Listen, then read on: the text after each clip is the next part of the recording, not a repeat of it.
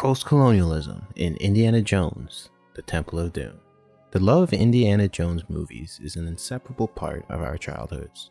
Constant action, funny moments, love, and drama are the reasons why many people love these movies.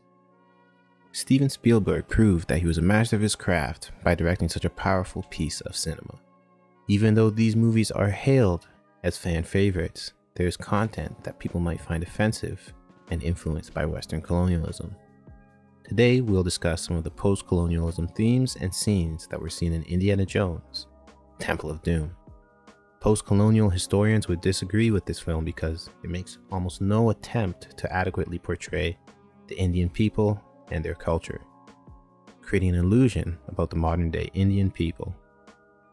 Now, Indiana Jones' Temple of Doom might not be the first thing that comes to mind consider films that support colonization, but it is a dramatic example of the ideas and themes that come into conflict with historians of post-colonialism.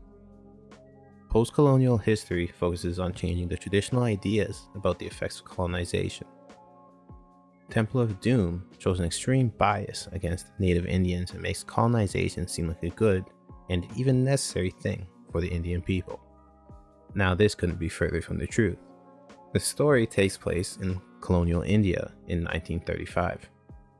Indiana Jones plays a fatherly role for the impoverished Indians who need him to intervene and save the day. Temple of Doom shows that the Indians must be saved from themselves. The natives are portrayed as barbarians who enslave their own children, have satanic-like religious practices, and rely on inferior technology. Each of these questions supports the idea that colonization was good or beneficial for the natives, and not the cause of a lot of the poverty displayed. Then, there's the false portrayal of Indian religion and culture.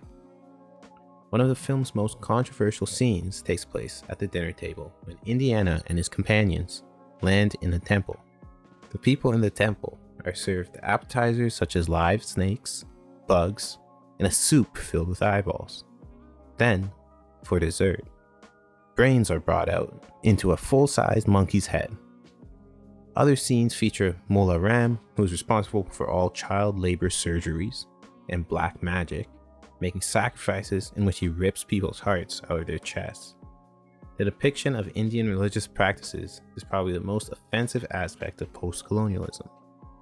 The film also plays with the idea that Indians depend on black magic for their prosperity instead of obtaining it themselves.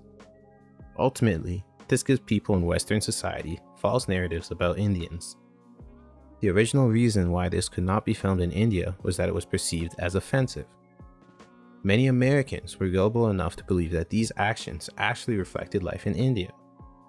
This film was very entertaining, but racist implications ruined it for some of the audiences. Temple of Doom also supports the idea of the need for a savior, specifically a YT savior. An important point of disagreement with the Temple of Doom would be its portrayal of the Indian natives as needy or in need of being saved from themselves. The film suggests that the natives enslaved their own children and essentially starved their own people. Without the help of Indiana Jones, these people would certainly have destroyed themselves. As a celebrated fatherly figure, Indiana is shown as a savior for these people, supporting traditional colonial ideals. Post-colonial history would argue that the film misrepresents such ideals and that the Indian people did not need to be saved, but were just a unique civilization. Additionally, Temple of Doom depicts India as unmodern. It works against the aspirations of post-colonialism by showing the differences between economics and modern technology. While the Indians use ancient muskets and archery, the British use modern rifles. The Aborigines also wear rags and are dirty, while the British soldiers wear clean uniforms and are fully equipped. The parallelism of these two groups shows that the British soldiers' system is much better, and the Indians would benefit greatly from the use of British technology. The villages live on superstition, not industry, and therefore the natives are portrayed as unfashionable. These are other examples from the Temple of Doom that reinforce traditional colonial ideas. Depictions like these significantly hinder the efforts of post-colonial historians who seek to change the modern perspective on colonization. To conclude, the Indiana Jones movies appeal to many fans around the world, but the prejudices and racism in Indiana Jones, Temple of Doom are hurtful. Minorities must be treated with the same level of respect and dignity in Hollywood. They should be given lead roles now instead of evil characters only, or a single typecasted role that misrepresents the cultural values and time period. Changing the system and providing the public with fresh material would lead to less prejudice in a more diverse society. So that's all for today. Hope you liked this video. If you want to see the next one, please like, subscribe, and of course, comment what you'd like to see. Thanks for watching.